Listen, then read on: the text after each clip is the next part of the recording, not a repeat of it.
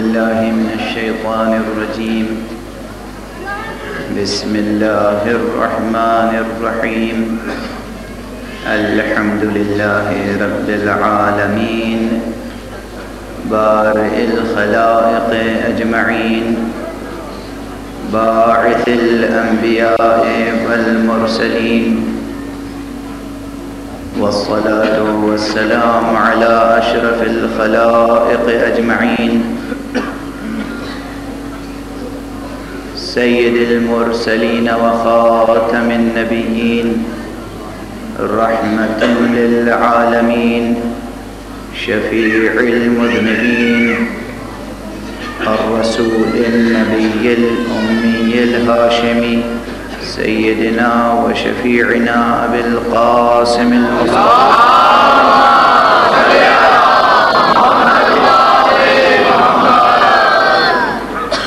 وعلى أهل بيته الطيبين الطاهرين الهداة المهديين المعصومين المظلومين، واللعنة أعداء الدين أجمعين. أما بعد، فقد قال الله تعالى عز اسمه في محكم كتابه ومتقن خطابه.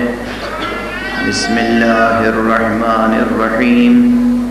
وإذا سألك عبادي عني فإني قريب أجيب دعوة الداعي إذا دعاني فليستجيبوا لي وليؤمنوا بي لعلهم يرشدون. صلوات الله.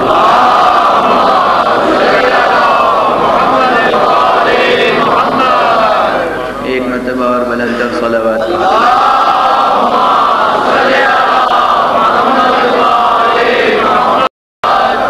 برادران عزیز، ماشاءاللہ سلسلہ گفتگو ذہن عالی میں محفوظ ہوگا، ہر چند کے وہ تمہیدی مرحلوں سے آگے نہ بڑھ سکا. کبھی کبھی کسی ایک جملے کی وضاحت میں پورا بیان صرف ہو جاتا ہے. کل گزارش کر رہا تھا کہ قرآن مجید اس مقام سے خطاب کرتا ہے ماشاءاللہ جہاں وہ انسان کی پوری شخصیت کو مخاطب قرار دیتا ہے. ماشاءاللہ سبحان اللہ. یعنی انسان کی فکر بھی، اس کے جذبات بھی، احساسات بھی، اور اس کا ذوق ادبی بھی، سبحان اللہ، سب کچھ قرآن مجید کے پیش نظر رہتا ہے. اور دوسرے لفظوں میں یہ کہوں کہ جتنے بھی شعبے شخصیت انسانی کے قابل خطاب ہیں، قرآن ان تمام شعبوں کو مخاطب فرماتا ہے. ہر چند کے انسانی شخصیت ایک وحدت ہے، لیکن اس کے باوجود اس وحدت میں کثرت ہے. خود انسانی شخصیت میں وحدت بھی ہے اور کثرت بھی ہے. اس کا نفس واحد ہے، لیکن تمثیل اور تمثل کے واسطے سے اس میں بے پناہ کثرت ہے.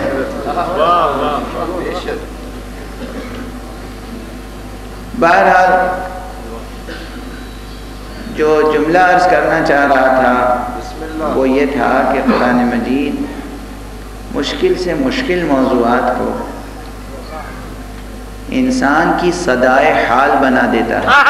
سبحان اللہ سبحان اللہ بے شک بے شک کوئی حکمت کا مسئلہ ہو، کوئی فلسفے کی گہرائی ہو، خدا شناسی کی بات ہو،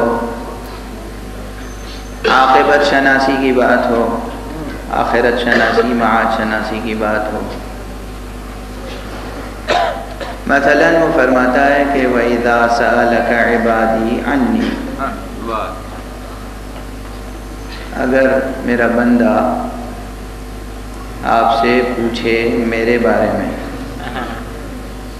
یہ آیت کا آغاز جو ہے گویا اس اہم موضوع کو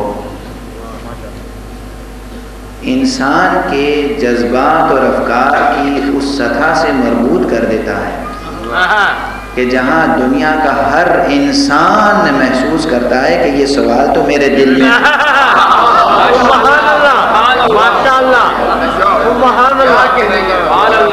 دیکھنا تقریر کی لذت کے جو اس نے کہا، میں نے یہ جانا کہ گویا یہ بھی میرے. سبحان اللہ. کون دل ہے اور کون ذہن ہے کہ جو اپنے خالق کے بارے میں فکر مند اور جذباتی نہیں ہے. میں عجیب بات عرض کر رہا ہوں، کوئی تحریت کا اعلان کیوں نہ کرتا پھرے،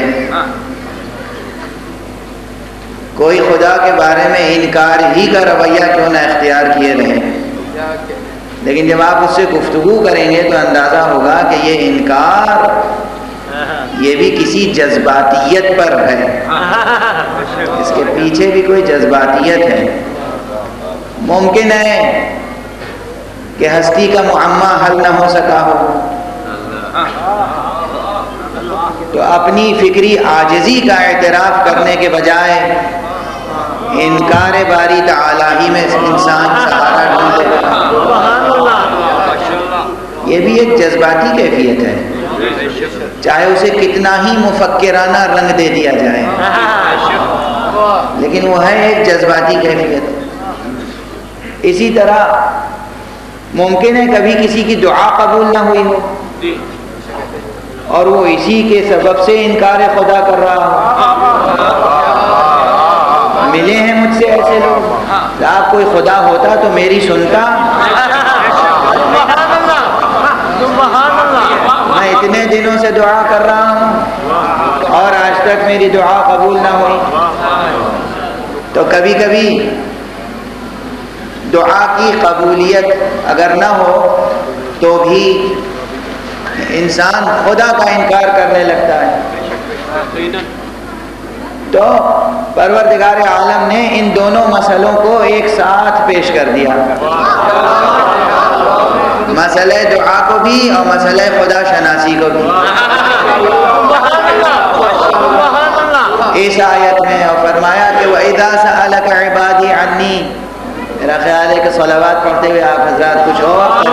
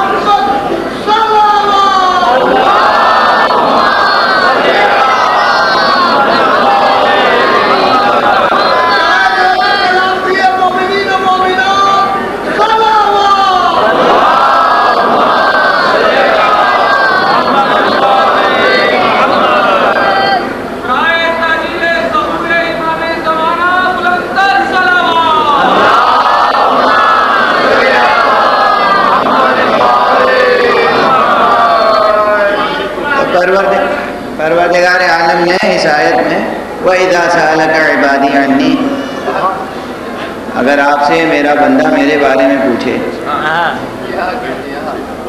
تو آپ کہیے کہ میں قریب ہوں، نزدیک ہوں،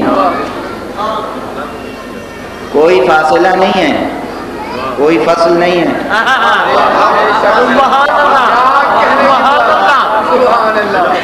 رشتہ منقطع نہیں ہے، اتصال برقرار ہے، میں قریب ہوں، اور جب بھی کوئی مجھے آواز دیتا ہے، پکارتا ہے، تو میں اس کی آواز پر آواز دیتا ہوں۔ آپ ذرا لطف الہی دیکھیے اور اپنے اعزاز کو دیکھیے، آپ آواز دیں اور وہ آپ کی آواز پر آواز دیں۔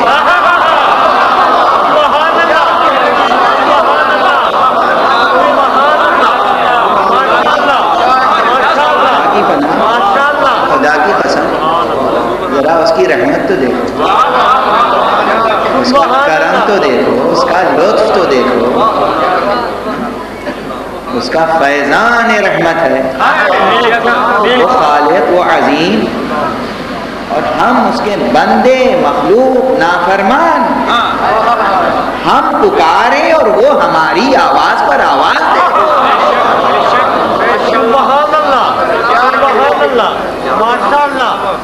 وہ آواز پہ آواز دیتا ہے، اجیب دعوت الداعی، جب کوئی پکارنے والا مجھے پکارتا ہے، اذا دعانی، میں اسے جواب دیتا ہوں۔ بس اس کے بعد اب میرا تقاضا یہ ہے میرے حبیب، یہ کہہ دیجئے کہ فَلْيَسْتَجِيبُوا لِي، جب میں پکاروں تو میری آواز پہ بھی آواز،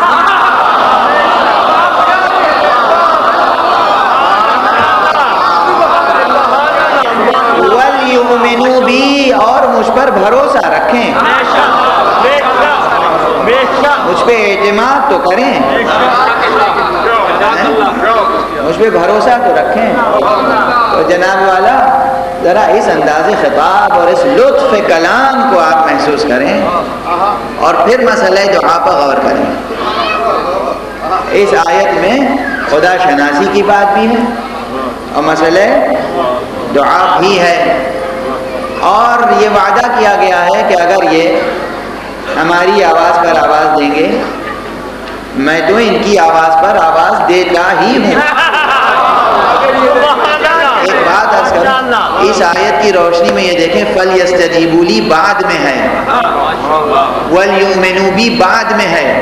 ذرا آیت کی لطافت دیکھیں، پہلے یہ ہے کہ اگر میرے بندے میرے بارے میں پوچھیں تو یہ کہہ دیجئے کہ میں قریب ہوں، اور جب وہ پکارتے ہیں تو میں ان کی آواز پر آواز دیتا ہوں، یعنی ہم جب بھی پکاریں وہ بلا شرط ہماری آواز پر آواز دیتا ہے،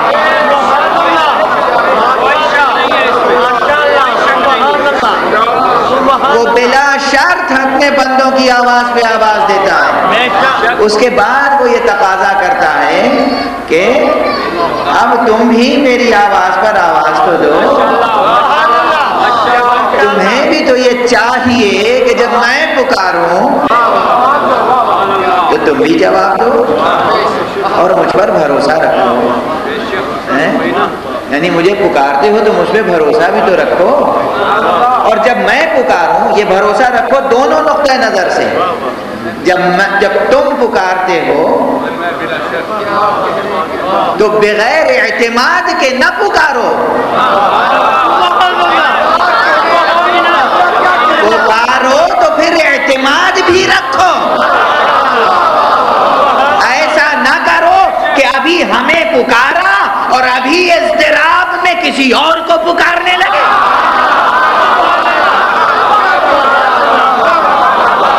مجھے پکارا ہے تو بھروسہ بھی رکھو، اعتماد بھی رکھو، ایمان بھی رکھو۔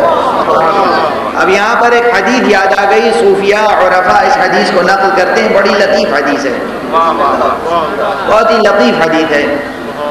پیغمبر صلی اللہ علیہ وآلہ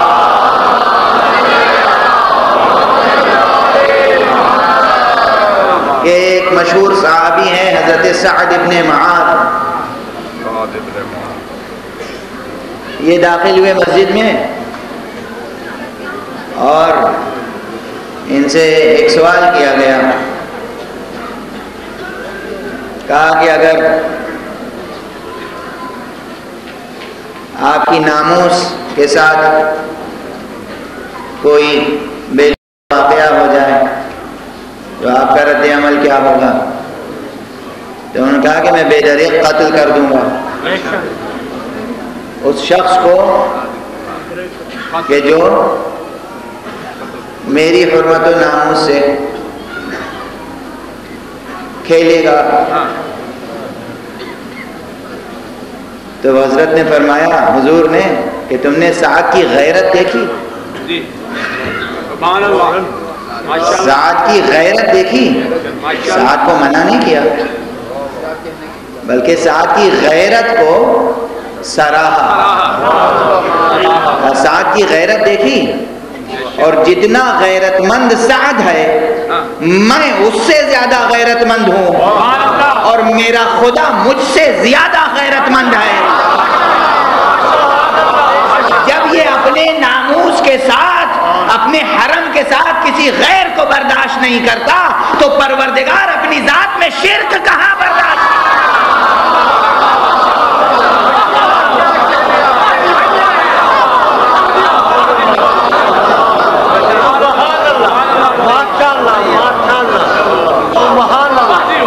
شرک کی گنجائش نہیں ہے. خدا ایک ہے. جب خدا کو خدا مان لیا تو پھر کسی دوسرے کے لیے ہم اس عظمت کے اور اس اقتدار کے اور اس اختیار کے قائل ہو ہی نہیں سکتے. تو اب اگر اس کو پکارا تو پھر اس پہ اعتماد رکھیں. یہ ایک رخ ہے. اور دوسرا رخ بھی ہے کہ جب وہ پکارے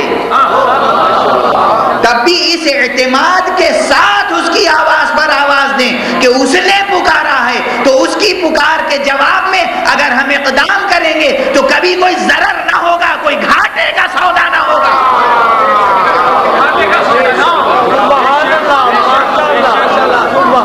یہ بھی تو بھروسہ ہو کہ اس نے پکارا ہے اور اس کی پکار پر اگر ہم لبیک کہیں تو پھر کوئی گھاٹے کا سودا نہیں ہوگا.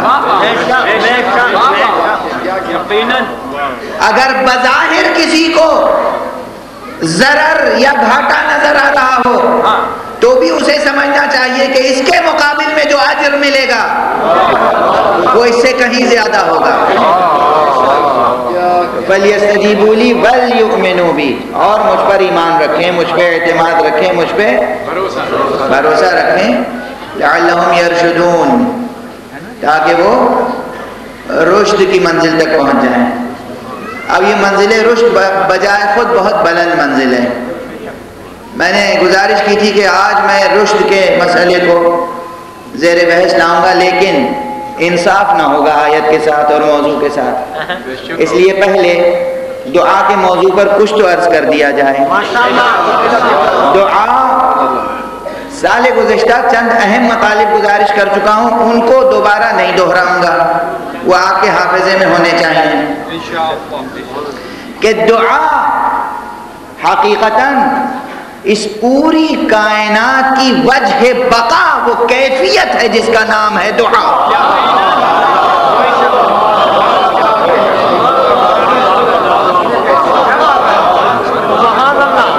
اس پوری کائنات کی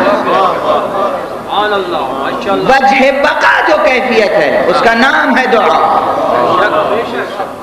دعا کا فلسفیانہ پہلو اگر چھیڑوں گا تو پھر گفتگو بالکل دوسرے رخ پر چلی جائے گی. اور اسی لیے سال گزشتہ میں نے گزارش کی تھی کہ وہ آیت ہے اَمَّن يُجِيبُ الْمُضْطَرَّ إِذَا دَعَاهُ وَيَكْشِفُ السُّوءَ, یہ دعا کے فلسفیانہ پہلو کو اور اس کے ادبی پہلو کو, دونوں پہلوؤں کو پیش کر رہی ہے.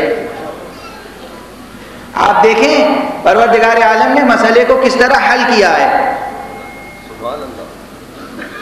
کبھی بندہ خود سوال کرتا ہے سبحان اللہ, تو جواب میں کہا جاتا ہے کہ ان سے کہو کہ دعا کر کے دیکھیں ہم ہیں کہ نہیں. وَإِذَا سَأَلَكَ عِبَادِي عَنِّي, اگر میرا بندہ میرے بارے میں آپ سے پوچھے تو کہہ دیجئے کہ میں قریب ہوں, اور جب کوئی پکارنے والا پکارتا ہے تو میں اس کی پکار کو سنتا ہوں, جواب دیتا ہوں. یہ کہنے کا مفہوم ہی ہے کہ سوال جب میرے بارے میں ہو کہ یا رسول اللہ آپ کہتے ہیں کوئی خالق بھی ہے، ہم کیسے مانیں کہ کوئی خالق بھی ہے؟ تو جہاں بہت سے فلسفیانہ دلائل ہیں، حکیمانہ دلائل ہیں، کلامی دلائل ہیں، منطقی دلائل ہیں، وہیں ایک بہت بڑی دلیل یہ ہے کہ میاں تجربہ کر کے دیکھو۔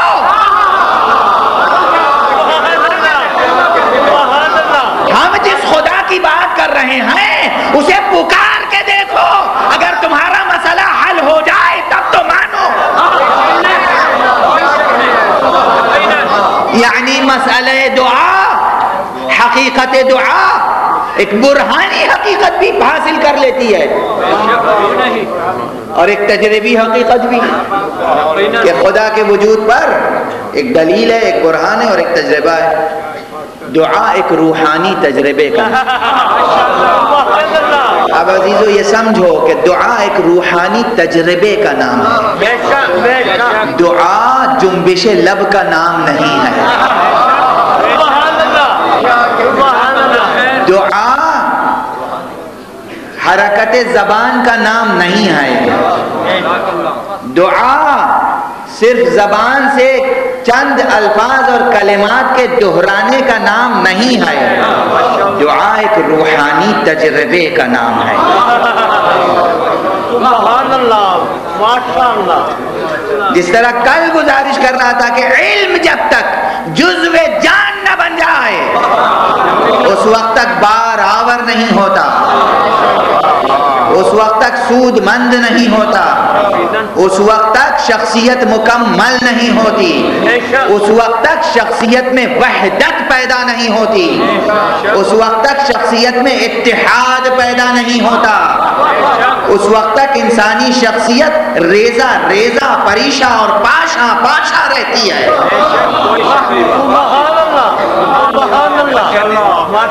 جب علم جزو جان بن جائے، جب علم اور عالم اور معلوم ایک ہو جائیں تو پھر انسانی شخصیت ایک وحدت حاصل کرتی ہے۔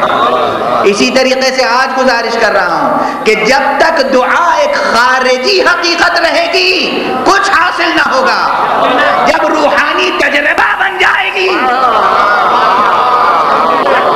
پھر اس کے آثار پیدا ہوں گے۔ اور دعا کے انواع کتنے ہیں، اقسام کتنے ہیں دعا کے۔ نماز کچھ نہیں ہے مگر ایک دعا، روزہ کچھ نہیں ہے مگر ایک دعا، حج کچھ نہیں ہے مگر ایک دعا۔ سمجھیے کیا عرض کر رہا ہوں، وہ تمام عبادتیں، وہ تمام شرعی رسمیں، وہ تمام رسوم شرعیہ کہ جو بندے کو خالق سے جوڑتی ہیں، ان کی تمام تر حقیقت یہ ہے کہ وہ دعا ہیں، اور دونوں اعتبار سے دعا ہیں۔ دعا کے دو معنی ہیں، خدا اگر پکارے، رسول اگر پکارے، امام اگر پکارے تو دعا بمعنی دعوت ہے،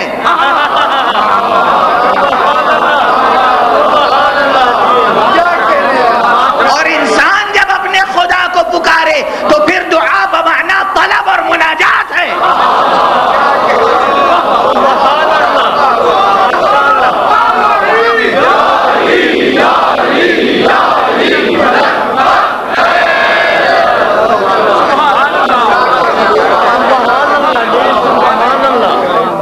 دین کا پورا جو نظام عبادات ہے وہ کچھ نہیں ہے، اس کی ماہیت دعا ہے، اس کی حقیقت دعا ہے۔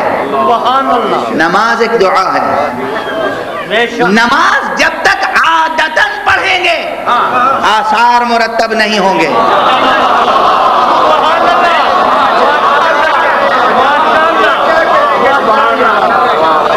میں ایک مثال دوں، ہم یہاں مجلس اعظم میں جب نوحہ پڑھتے ہیں تو کلیجہ پھٹنے لگتا ہے، گریہ ہوتا ہے، بے اختیار گریہ ہوتا ہے، بے اختیار ہاتھ سینے پہ آ جاتا ہے، بے اختیار ہاتھ سر پہ آ جاتا ہے۔ جب ہم فضائل پڑھتے ہیں بے اختیار دل سے بات نکلتی ہے، دل خوش ہو جاتا ہے، دل کی بند کلی کھل کے گلاب بن جاتی ہے۔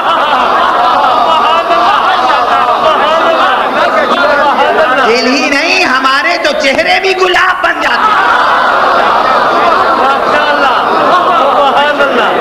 اور اسی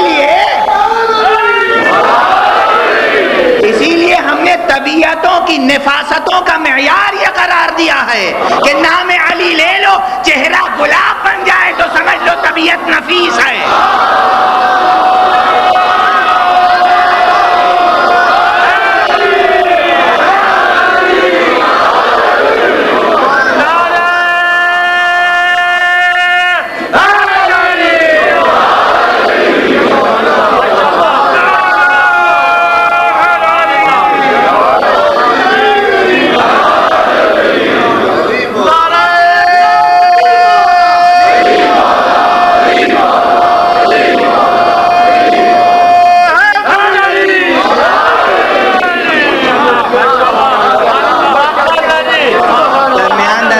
جملے بھی یاد رکھا کیجئے.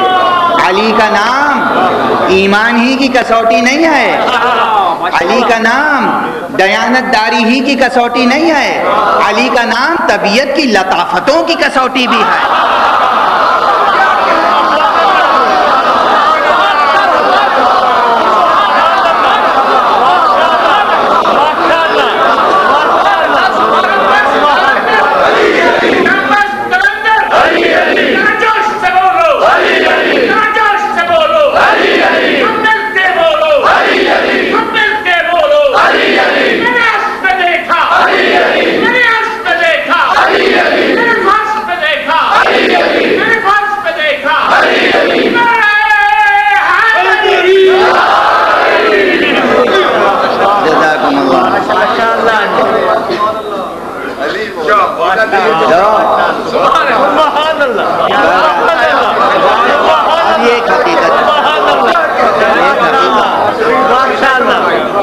یہ ایک حقیقت. بہرحال اب میں اپنی گفتگو کو آگے بڑھاؤں. میں گزارش یہ کر رہا تھا کہ نظام عبادات کل کے کل دعا پر مبنی. نماز خود ایک دعا. پوچھتے ہیں لوگ تو میں سمجھاؤں کیسے کہ نماز کا اثر کیسے ہوتا ہے کیسے نہیں ہوتا ہے، آثار مرتب ہوتے ہیں نہیں ہوتے ہیں. اس کے لیے میں یہ مثال دے رہا تھا کہ جب ہم فضائل پڑھتے ہیں یہاں آپ خوش ہوتے ہیں، ایک روحانی اثر مرتب ہوتا ہے. جب مصائب پڑھتے ہیں ایک اثر مرتب ہوتا ہے. لیکن یہی کیسٹ جب آپ کار میں لگا دیتے ہیں، اب آپ ادھر بھی دیکھ رہے ہیں ادھر بھی دیکھ رہے ہیں، ٹریفک لائٹ بھی دیکھ رہے ہیں، رش بھی دیکھ رہے ہیں، باتیں بھی کر رہے ہیں، اور ذکر کی بے حرمتی ہو رہی ہے. اب وہ ذکر نوحہ ہو رہا ہے، ماتم ہو رہا ہے، مگر آنکھوں میں آنسو نہیں ہے نا. توجہ ادھر نہیں، توجہ ذکر کی طرف نہیں ہے تو ذکر کی اہانت بھی ہے. اور وہی بات، اب یہ طبیعت کی لطافت نہیں، خوش ذوقی نہیں، بد ذوقی کی دلیل ہے کہ آپ ایک مقدس اور پاکیزہ ذکر کو انٹرٹینمنٹ کے لیے یوز کر رہے ہیں. یعنی نعوذ باللہ بس چلتا تو میوزک لگا دیتے، اب میوزک نہیں ہے تو کچھ تو کان میں صدا آنی چاہیے، تو آپ نے اس کا بدل بنا لیا کہ کیسٹیں چل رہی ہیں، وہ چاہے منقبت کی ہوں اور چاہے نوحے کی ہوں. منقبت کی، نعت کی، حمد کی تو پھر بھی ایک بات ہے کہ بھائی فضائل ہو رہے ہیں، لیکن نوحہ ہو اور گریہ نہ ہو، اب یہ کیسے ممکن ہے؟ تو اب اگر یہ معلوم روزمرہ کا تجربہ اب تو ہو گیا ہے کہ یہی ذکر یہاں ہو تو اثر رکھتا ہے، یہی ذکر وہاں ہو رہا ہے بے اثر ہے. تو اس کے معنی وہاں عادتاً سن رہے ہیں، یہاں ارادتاً سن رہے ہیں.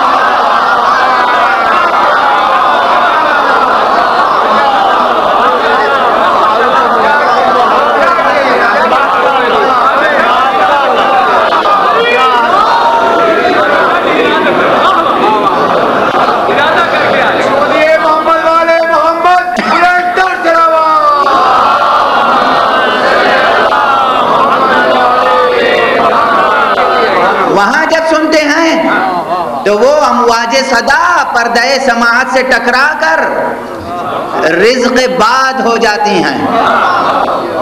جب یہاں سنتے ہیں تو یہ تذکرے روح میں تموج پیدا کر دیتے ہیں،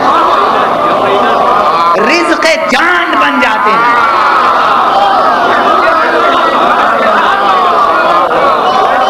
وہاں یہی صدا رزق فضا بن گئی، اور یہاں یہی آواز، یہی ذکر رزق جان بن گیا. سمجھ میں آئی بات؟ تو یہاں اثر مرتب ہوا، وہاں اثر مرتب نہیں ہوا. نماز بھی ایک دعا ہے، اور قرآن مجید کا وعدہ ہے ان الصلاۃ تنہا عن الفحشاء والمنکر، بے شک نماز بری باتوں سے اور مکروہ باتوں سے، ناگفتنی اور ناشنیدنی باتوں سے روکتی ہے. مگر کب روکے گی؟ جب نماز حرکت جسم اور حرکت زبان اور حرکت لب سے آگے بڑھ کر روحانی تجربہ بن جائے.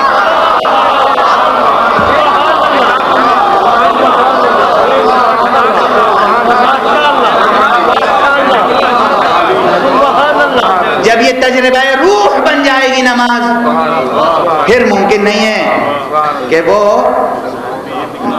اس اثر کو مرتب نہ کرے، پھر اثر مرتب ہوگا. لیکن اگر عادتاً پڑھی جا رہی ہے، ارادتاً نہیں پڑھی جا رہی ہے، تو پھر اس میں آثار مرتب نہیں ہوں گے. اسی طرح تمام عبادات ہیں. اور دیکھیے دعا یقیناً زبان سے ہوتی ہے، زبان سے دعا کا اظہار ہوتا ہے، دعا دل سے ہوتی ہے.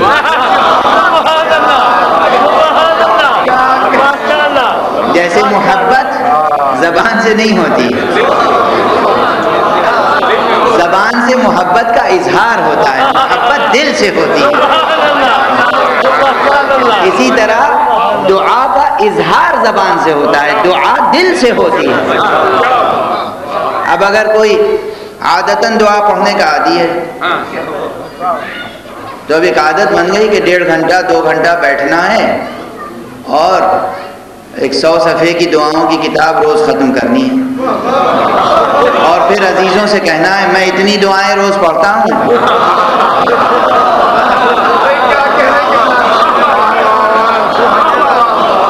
بس جہاں یہ ہوا وہیں دعا کی تاثیر ختم ہو گئی. میں اتنی دعائیں روز پڑھتا ہوں، اس کے کیا معنی؟ دعائیں پڑھنے کی چیزیں نہیں ہیں، دعائیں کرنے کی چیزیں.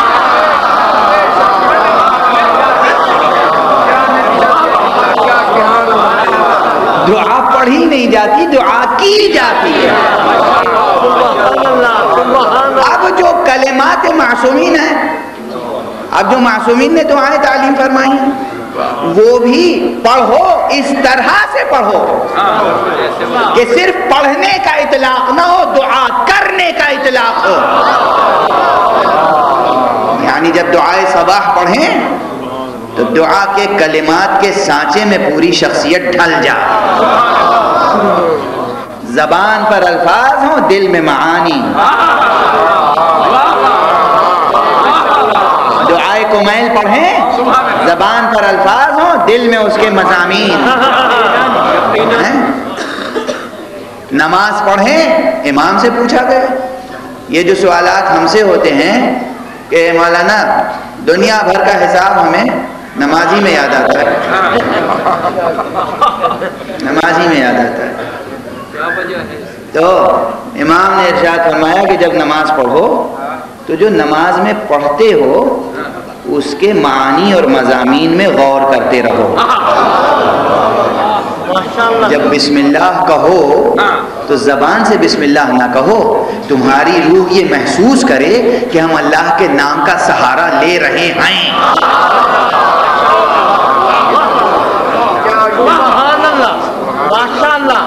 بسم اللہ کے کیا معنی ہے؟ اللہ کے نام کے سہارے سے. تو سہارا لینے کا تجربہ بھی تو نفس میں پیدا ہو. اور پھر یہ کیفیت ہوگی کہ جب تمہاری روح جب یہ محسوس کرے، یہ تجربہ کرے کہ ہم نے اس کا سہارا لے لیا، تو ممکن نہیں ہے کہ سہارا لینے کے بعد اس کا تمہیں کسی محاذ میں ناکامی ہو۔ اس لیے فوراً روح الحمد کہے گی۔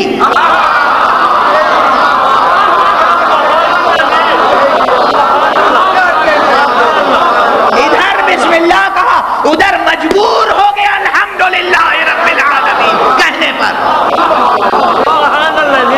ممکن ہے کہ اس کا سہارا لو اور ناکامی ہو، اس کا سہارا لیتے ہی، اور دوہری سطح ہے الحمد کہنے کی۔ ایک سطح یہ ہے کہ حمد ہے اس کا کہ اس کا سہارا تو ملا، حمد ہے اس کی، شکر ہے اس کا کہ اس کا سہارا تو ملا۔ اور دوسری سطح یہ کہ اچھا سہارا ملا تو پھر کامیابی میں دیر کیا ہے؟ اگر ایک ایک کلمہ اس اعتبار سے ہو، پھر سمجھ میں آتا ہے کہ بسم اللہ میں الرحمن الرحیم کیوں ہے، اور دوبارہ الحمدللہ رب العالمین کے بعد الرحمن الرحیم کیوں ہے؟ اس لیے کہ پہلے تجربہ نہ تھا، صرف تصور تھا کہ سہارا اس کا جو رحمان ہے اور رحیم، اور جب نفس کو تجربہ ہوا تو پھر نفس تصدیق کرے گا، ہاں ہاں سچ میں وہ رحمان ہے اور رحیم۔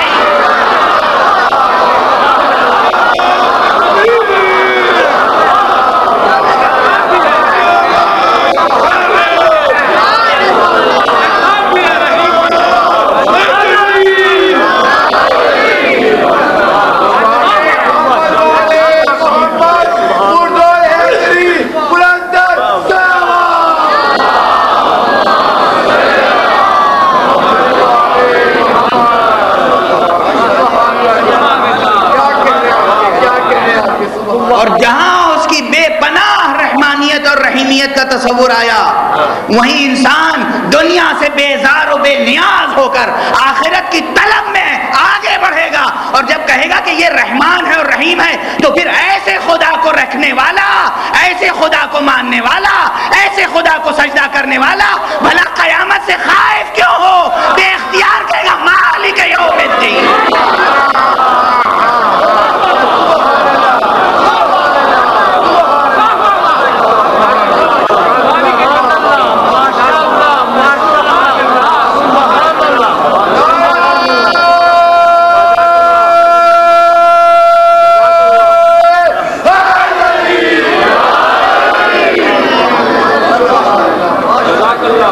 اور ابھی تک تو اب دیکھیے تجربہ دھیرے دھیرے آگے بڑھتا ہے، ابھی تک گویا وہ حقیقت پردہ غائب میں ہے، ابھی تک وہ حقیقت گویا پردہ غائب میں ہے، ہم کھڑے ہیں کسی حقیقت کے تصور میں، اور جیسے ہی سہارا لیا، سہارے کا تجربہ کیا نفس نے، اس کی حمد کی، اس کی رحمانیت اور رحیمیت کا ادراک ہوا، اور جیسے ہی یہ روز آخرت کا تصور آیا، جیسے معلوم ہوتا ہے کہ سامنے سے نگاہ کے سامنے سے پردہ ہٹ گیا، اب خطاب براہ راست ہے، اب تک خطاب براہ راست نہ تھا، اب جو پردہ ہٹا تو براہ راست دو بدو خطاب ہونے لگا، ایاک نعبد و ایاک نستعین۔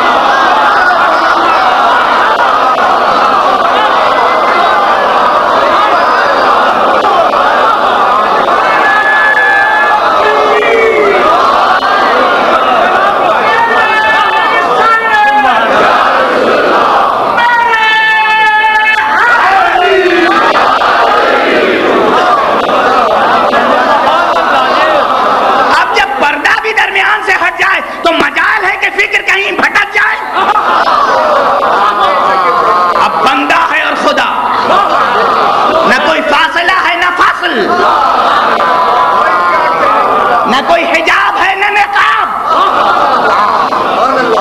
بندہ ہے اور خدا، خالق ہے اور مخلوق۔ اب اس تجربہ جاں کے بعد ممکن ہے کہ کہیں توجہ بھٹک جائے، اس لیے کہا گیا تجربہ روح ہونا چاہیے، اور جب اس سے براہ راست مانگیں گے کچھ تو جس کے پاس جو شے ہوتی ہے وہی عطا کرتا ہے۔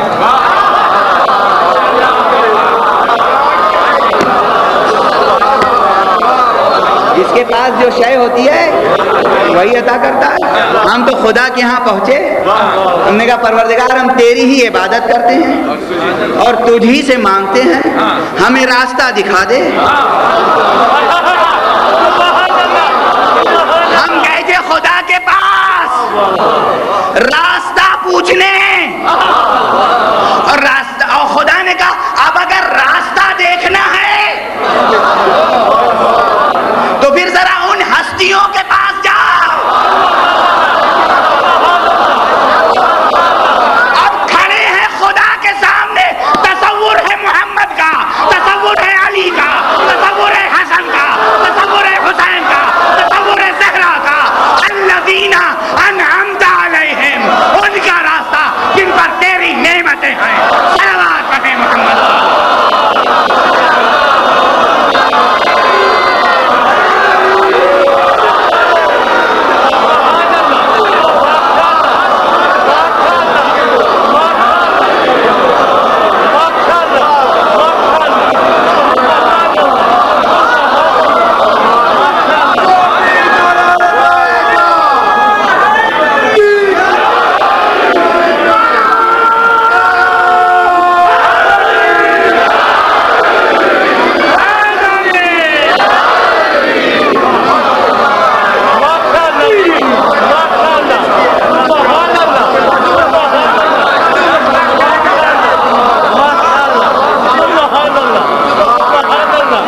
اپنی طبیعتوں پر قابو پا جاؤ تو ایک جملہ اور کہوں. اب تک دنیا کہتی ہے اور پوچھتی ہے کہ بتائیے نماز میں ان کا تصور آ جائے تو شرک تو نہ ہوگا. میں کہتا ہوں نماز اس وقت تک نماز ہو ہی نہیں سکتی جب تک ان کا تصور نہ.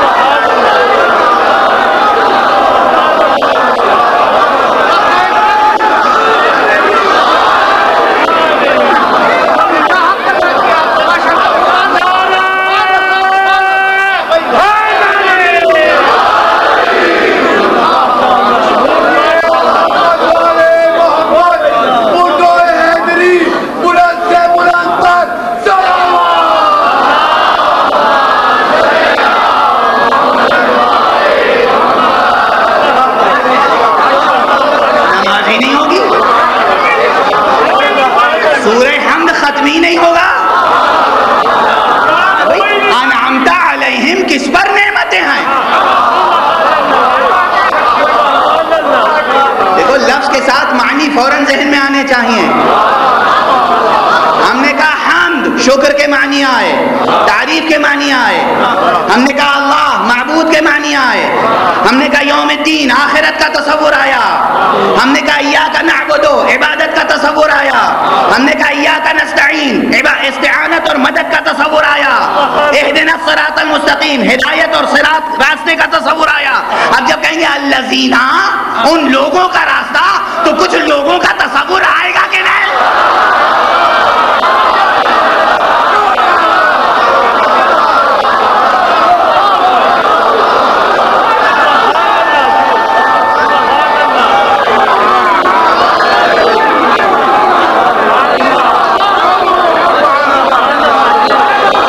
ممکن نہیں ہے کہ نماز ہو جائے اور محمد و آل محمد کا تصور نہ.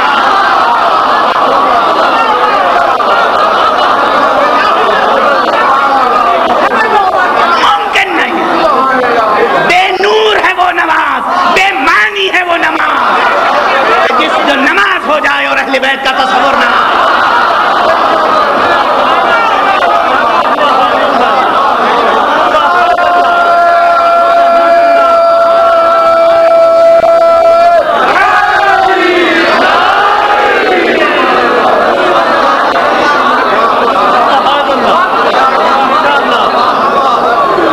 اور نماز نہیں, نماز کا صرف ایک سورہ مکمل نہ ہوگا جب تک مودت کے دونوں رکن پورے نہ ہو جائیں. ان سے ولایت اور تولا اور گمراہوں سے تبرہ.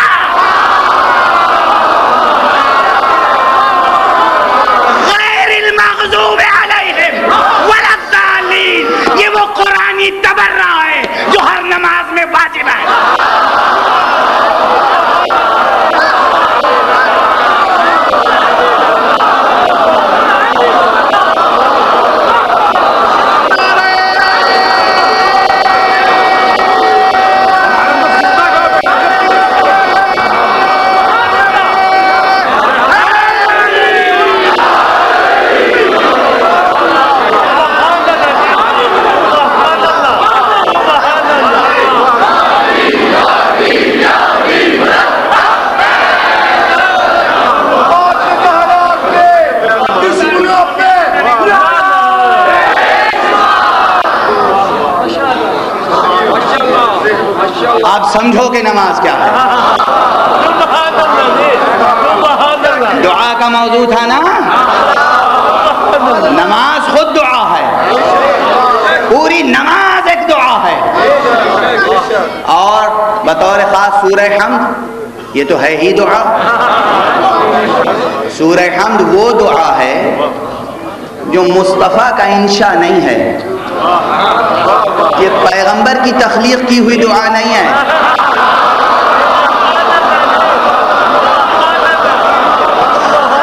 سورہ حمد وہ دعا ہے جو انشاء محمد ابن عبداللہ نہیں آئے، یہ کسی ہاشمی کی تخلیق نہیں آئے. سورہ حمد وہ دعا ہے جو انشاء مشیت ہے. سورہ حمد وہ دعا ہے جو پروردگار نے تعلیم فرمائی ہے کہ اس طرح دعا کرو. یعنی خدا خود کہتا ہے دعا کرو کہ ہمیں محمد اور آل محمد کا راستہ دکھا.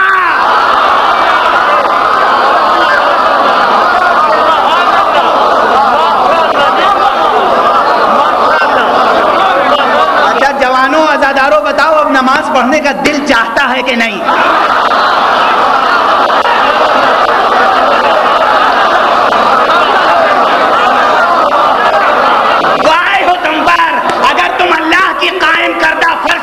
کو اختیار نہ کرو. ارے نماز خود ایک مجلس ہے.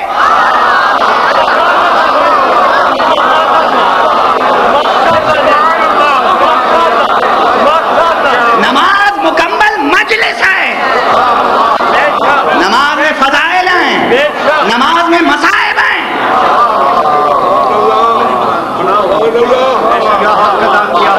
نماز و مجلس شبیر کا ہے ایک مزاج.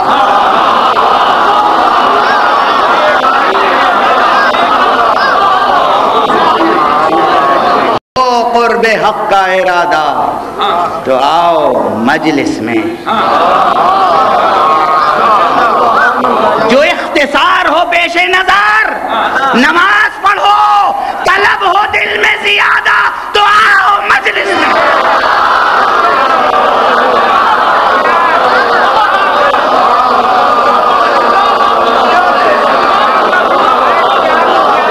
نماز بھی ایک دعا ہے، مجلس بھی ایک دعا. یہ مکمل مجلس ایک دعا ہے. کچھ نہ طلب کرو، یہاں آ جاؤ تب بھی تمہاری حاجتیں پوری ہوں.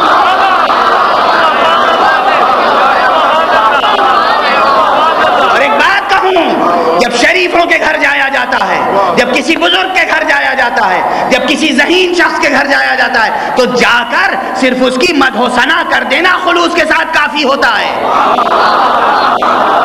حاجت بیان کرنا اس کی طبیعت پر گراں گزرتا ہے.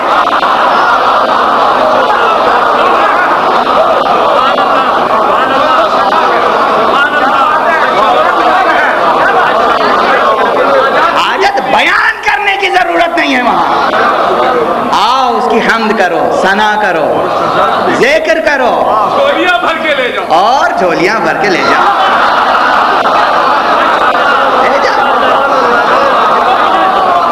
دنیا میں رہتے ہوئے جنت لے جاؤ. دنیا میں رہتے ہوئے جنت لے جاؤ. جنت لینے کے لیے موت کی شرط بھی نہیں ہے یہاں.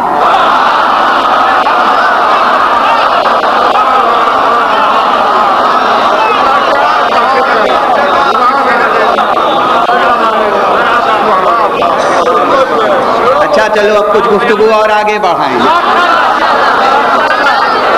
نماز خود ایک دعا ہے، روزہ خود ایک دعا ہے، حج خود ایک دعا ہے. اور حج تک پہنچتے پہنچتے دعا کا سفر ارتقاء مکمل ہو جاتا ہے اس دنیا میں. کیسے؟ توجہ رہے. ایک ایک مسئلے پر بہت تفصیل سے گفتگو ممکن نہیں ہے، اشارے کافی ہیں. کسی عزیز نے پوچھا تھا کہ نماز کا اثر ظاہر کیوں نہیں ہوتا؟ وجہ یہ ہے کہ نماز تجربہ جان نہیں بنتی، نماز تجربہ روح نہیں بنتی، نماز کو اس زبان مادی سے پڑھنا کافی نہیں ہے، زبان دل سے نماز کا ذکر ادا ہونا چاہیے۔ سبحان اللہ۔ نماز کے لیے صرف جسمانی سر کا جھک جانا کافی نہیں ہے، بلکہ گردن خودی میں خم آنا لازمی ہے۔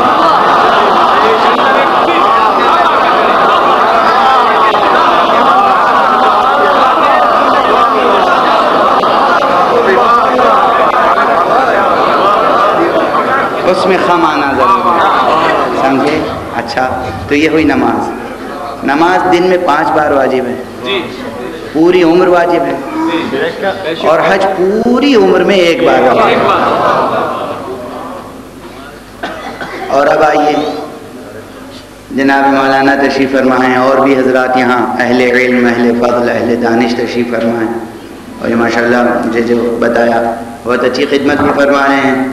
مکتب قرآن اہل بیت قائم ہے، قرآن مجید تعلیم فرماتے ہیں۔ قرآن مجید پڑھانا بہت بڑا شرف ہے۔ حضور نے فرمایا ہے کہ خیرکم من تعلم القرآن وعلمہ، تم میں سے سب سے بہتر وہ ہے، تمہارا سب سے بہتر فرد وہ ہے کہ جو قرآن سیکھے اور پھر دوسروں کو سکھائے۔ آپ حضرات ان سے بھی استفادہ کریں، ان کے مدرسے سے استفادہ کریں، اور ایسے مدرسے اور قائم کریں۔ مدرسہ قرآن جب تک قائم نہ ہوگا تب تک اہل بیت سمجھ میں نہ آئیں گے،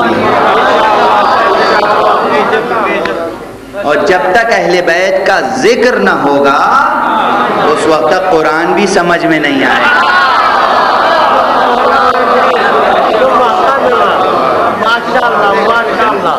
یہ اہل بیت ہیں جو قرآن کو مومن کے لیے جزو جان بنا دیتے ہیں۔ خیر، تو یہ جانتے ہیں، آپ حضرات واقف ہیں، بہت سے لوگ حج کر کے آئے ہیں۔ میں ایک سوال کرتا ہوں، حج میں واجب دعائیں کتنی ہیں؟ زبان سے کرنے کا واجب ذکر کتنا ہے؟ حج میں کتنا ذکر ہے واجب؟ مستحب کی بات نہیں کر رہا ہوں، صرف جس وقت آپ احرام باندھ رہے ہوں تو اس وقت لبیک اللہم تلبیہ کہنا واجب، اس کے بعد کتنا ذکر واجب ہے؟ طواف کے دوران جو دعائیں ہیں واجب ہیں؟ نہیں، مستحب۔ عرفات میں واجب ہیں دعائیں؟ مستحب۔ منی میں واجب ہیں دعائیں؟ مستحب۔ پورا حج کر لیجئے، اب سوائے 2 رکعت نماز طواف کے، تلبیہ اور 2 رکعت نماز طواف، اس کے علاوہ ارکان حج میں کوئی واجب ذکر نہیں ہے، واجب دعا نہیں، مستحب ہے، مستحب ہے۔ نماز جو روزانہ پڑھنی ہے اس میں کتنا ذکر واجب ہے؟ تکبیر، حمد، سورہ، ذکر رکوع، ذکر سجود، تشہد، سلام، سب واجب۔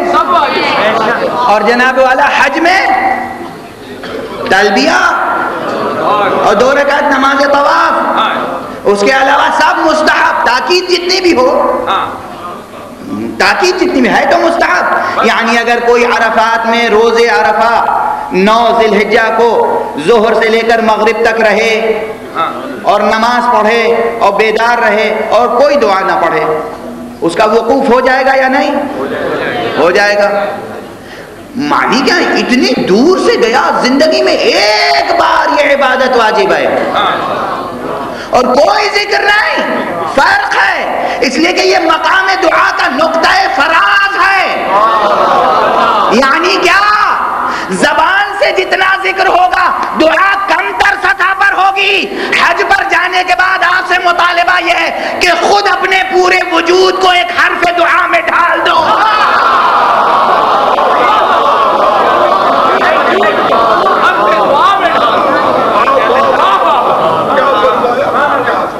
تمہارا پورا وجود ایک حرف دعا بن جائے، تمہاری صدائے حال دعا ہو، تمہارا ایک ایک قدم قدم دعا ہو، تمہاری ایک ایک سانس دعا ہو. اور دعا میں کیا ہونا چاہیے؟ پروردگار مجھ سے کسی کو نقصان نہ پہنچے. تو روزانہ استغفر اللہ کہنا اور یہ کہنا کہ پروردگار مجھ سے کسی کو نقصان نہ پہنچے، اور اگر کسی کو پہنچا ہو تو وہ پروردگار اس کی تلافی ہو جائے. یہ زبانی ذکر ہے. یعنی میں بالکل ٹھیٹھ زبان میں کچھ کہوں، حج وہ مقام ہے جہاں زبانی جمع خرچ ختم ہو جاتا ہے. اب وہاں عمل کر کے دکھاؤ کہ تم سے کسی کو اذیت نہ پہنچے.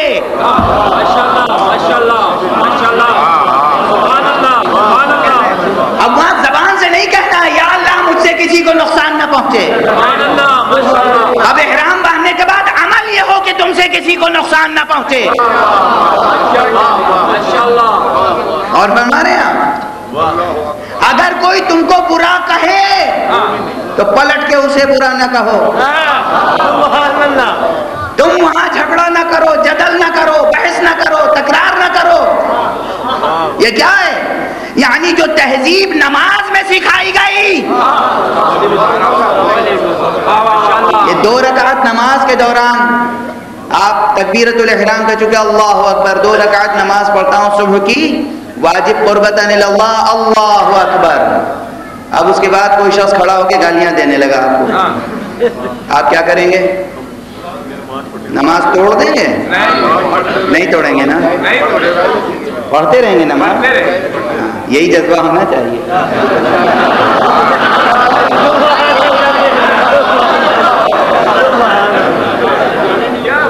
جذبہ بھی یہی ہونا چاہیے. ارے کاہے کا خوف، بیٹھیے تشریف. ذکر مولا وہ ہے جو حیوانات بھی ذوق سے سنتے ہیں. خدا کی قسم جہاں یہ ذکر ہوتا ہے ذرہ ذرہ سرشار ہو جاتا ہے. در و دیوار میں ایک وجدانی کیفیت ہوتی ہے، پوری فضا وجد میں ہوتی ہے. جناب والا میں عرض کر رہا تھا کہ 2 رکعت نماز میں آپ یہ کریں گے. کسی نے آگے بڑھ کے چٹکی کاٹ لی، انہوں نے کہا میں نے دہرا دیا. آپ کیا کریں گے؟ بدلہ لیں گے اس سے نماز؟ اسے بھی چٹکی کاٹیں گے؟ نہیں نا.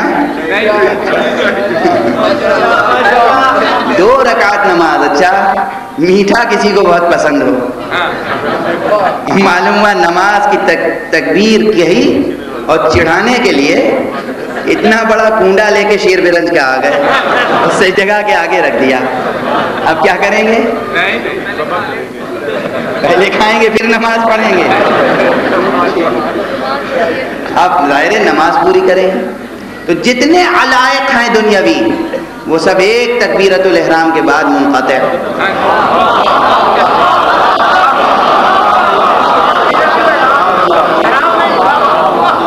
ایک جہان آباد ہے، سب سے رشتے برقرار ہیں، مگر ایک بار اللہ اکبر کہا اور سب سے رشتے منقطع ہو گئے. اب صرف ایک سے رشتہ ہے.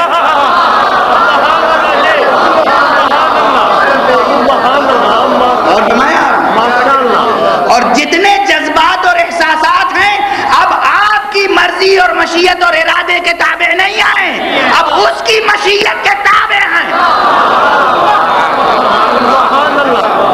جس سانچے میں نماز نے آپ کی طبیعت کو ڈھالا ہے، حج میں وہی کیفیت ہونی چاہیے. اب حج میں ذکر نہیں ہے، واجب دعا نہیں پڑھ رہے ہیں، زبان سے سب کچھ کہہ سکتے ہیں مگر کہنا نہیں ہے.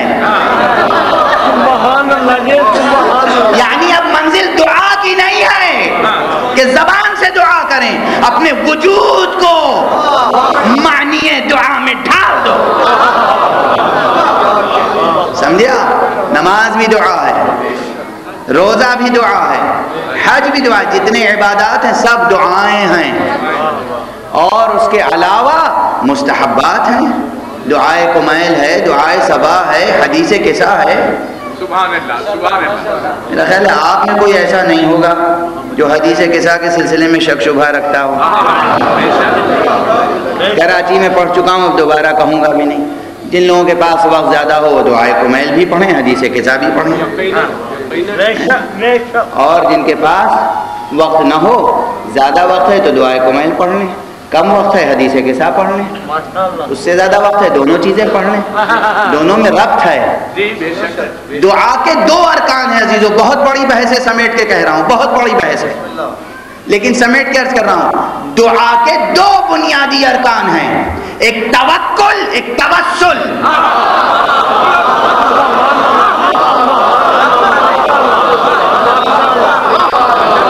دو ہیں ارکان دعا، ایک توکل،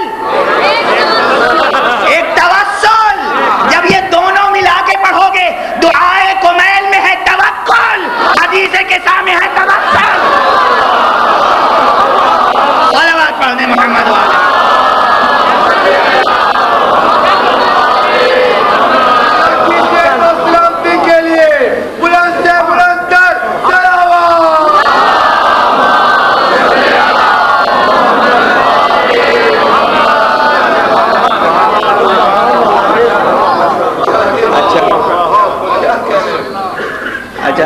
تھوڑی سی گفتگو اور آگے بڑھنی چاہیے،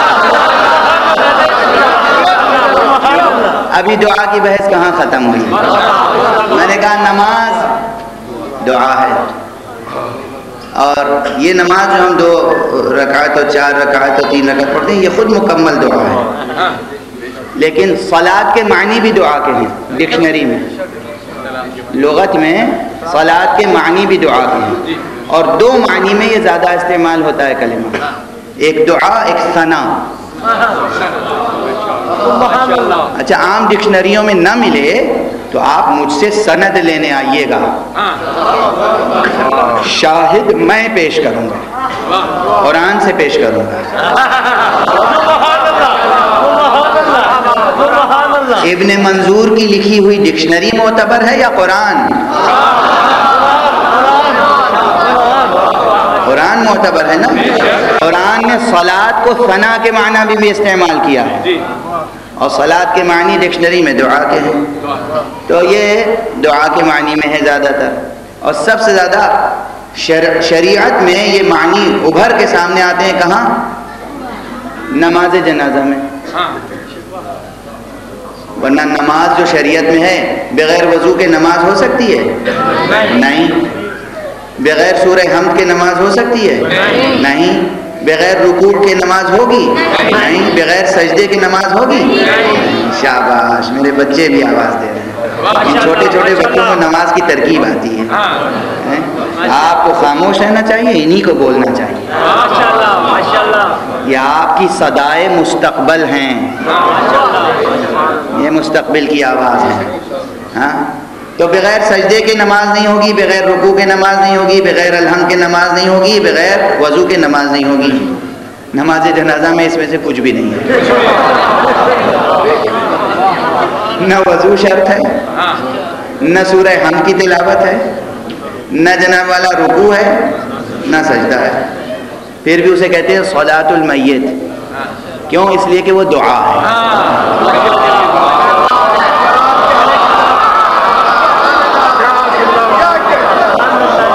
صلاۃ المیت کیا ہے؟ دعا۔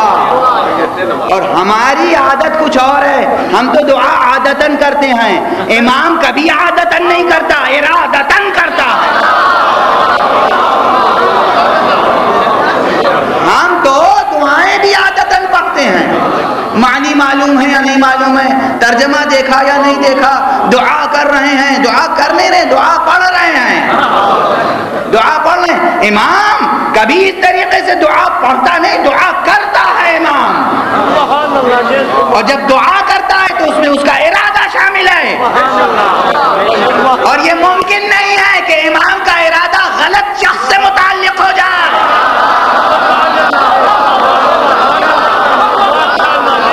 اس لیے اگر دعا کی تاثیر دیکھنی ہو تو کسی زندہ کو لٹا دو،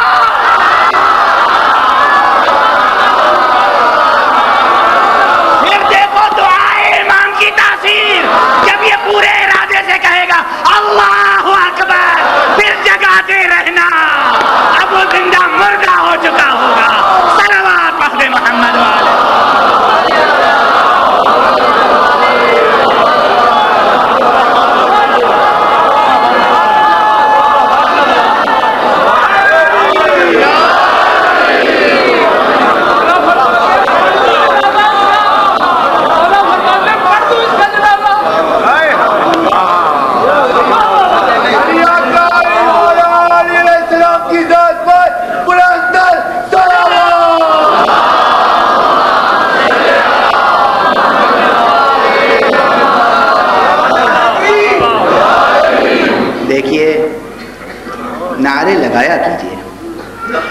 کا نام لینے میں بھی ثواب ہے، لیکن صلوات پڑھنے کی جو رسم تھی وہ اب جیسے کم ہوتی جا رہی ہے۔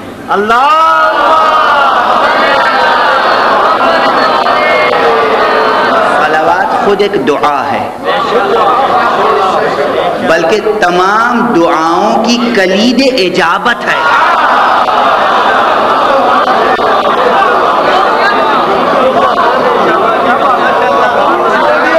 باب اجابت کا قفل کھلتا ہے کلید صلوات سے۔ نہج البلاغہ میں امیر المومنین علی ابن ابی طالب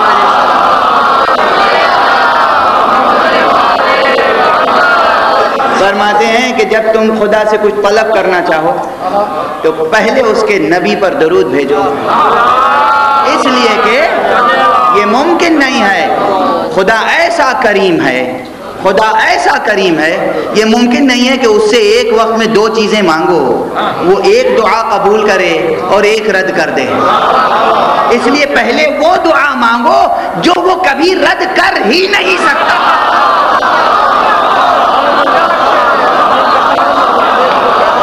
دیکھو راز وہاں کا ہے نا، بتائے گا وہی جو وہاں کا رازدار ہو۔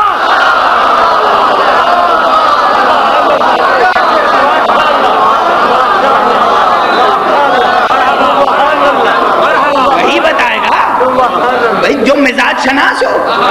یہاں دنیا میں کوئی بڑا افسر ہو، اب کیسے پتا چلے گا بھائی وہ ہماری بات، ہماری ریکویسٹ، ہماری درخواست کیسے مانیں گے؟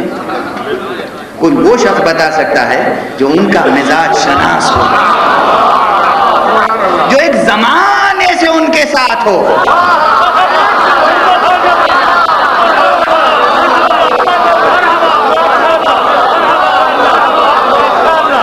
اب سوائے مصطفیٰ و مرتضیٰ کے اور کوئی ملتا ہی نہیں جو ایک زمانے سے اس کے ساتھ ہو۔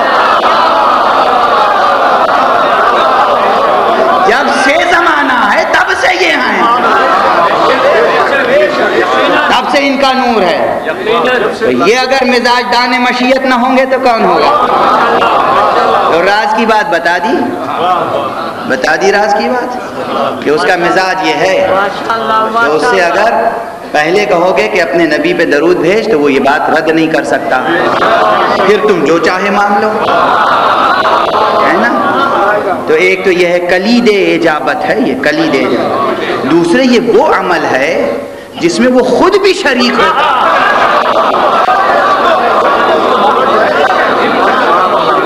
وہ خود بھی شریک ہوتا ہے۔ اور اسی لیے میں کہتا ہوں کہ ہماری مجلسوں کی عظمت کسی کو کیا خبر، یہاں انسان شریک ہوتے ہیں، جن شریک ہوتے ہیں، فرشتے شریک ہوتے ہیں، ارے خود خدا شریک ہوتا ہے۔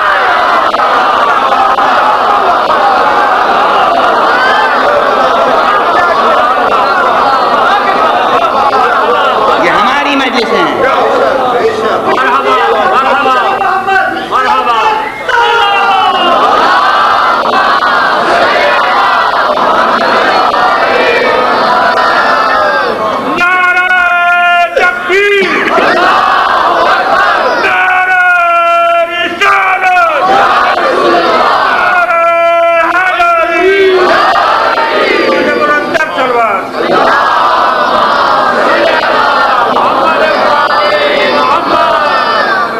دعا کی اس منزل تک گفتگو پہنچی کہ آج یہ بات سمجھ میں آئی کہ دعا دل سے ہوتی ہے، اور پھر اس طرح ہونی چاہیے کہ خود اپنے وجود کو دعا کے سانچے میں ڈھال دیں۔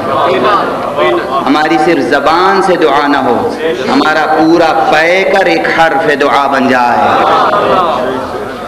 اور پھر یہ بھی بات سمجھ میں آئی کہ جب دعا ارادتاً ہوتی ہے تو زندگی اور موت کے فیصلے ہو جاتے ہیں۔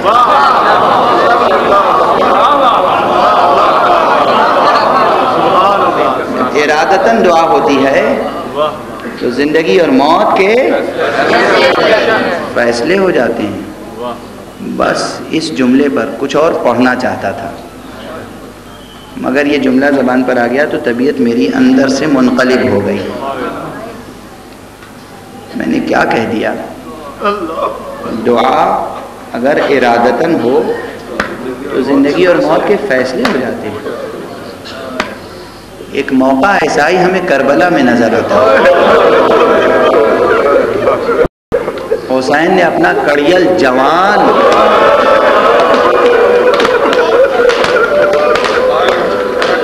اکبر میدان کی طرف بھیجا.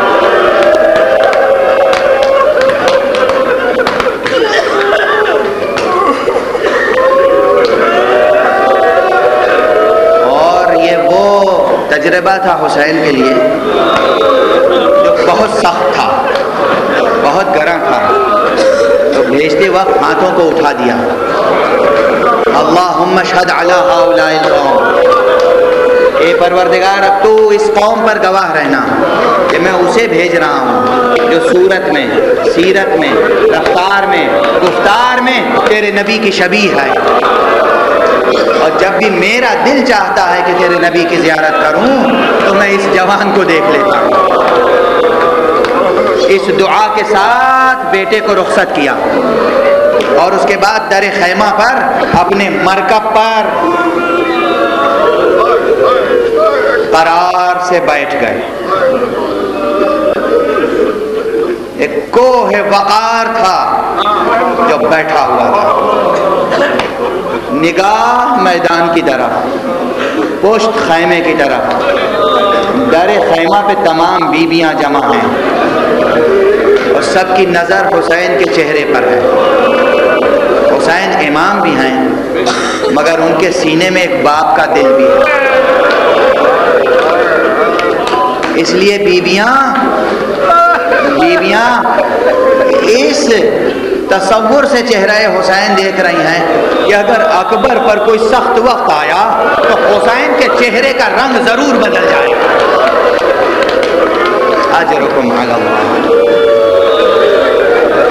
ایک مرتبہ حسین کے چہرے کا رنگ بدلا, لیکن حسین پھر پلٹے خیمے کی طرف اور ایک مرتبہ کہا, بہن زینب لیلا سے کہو کہ وہ خدا کی بارگاہ میں دعا کرے,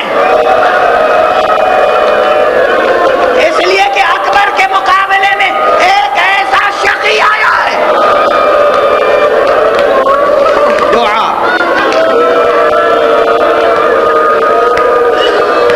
لیلا وسط خیمہ میں آ گئی اور بیویوں کو جمع کیا, سر کے بال کھول دیے. پروردگار میرے بیٹے اکبر کو صحیح و سلامت واپس بھیج دے.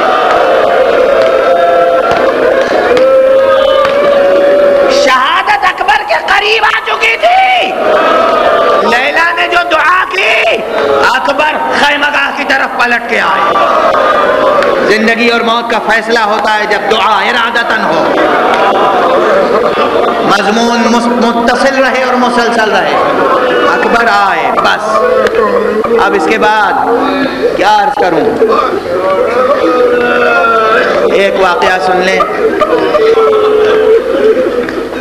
میں 2002 میں عشرہ اولا لندن میں پڑھنے کے بعد کربلا جا رہا تھا. ہیترو ایئرپورٹ پہ ایک شخص ملا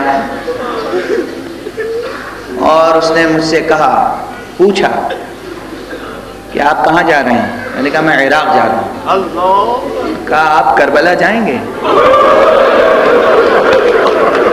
میں نے کہا میں کربلا ہی جاؤں گا.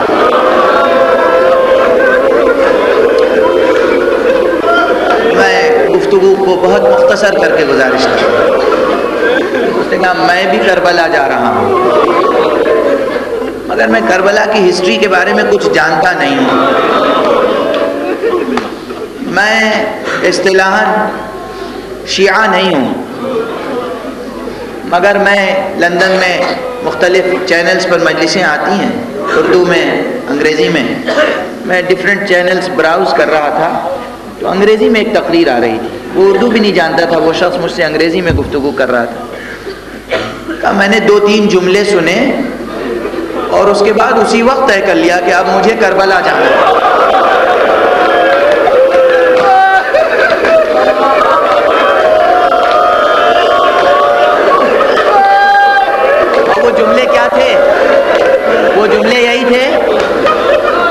مجھ سے پوچھا کہ کربلا میں کوئی جوان تھا علی اکبر؟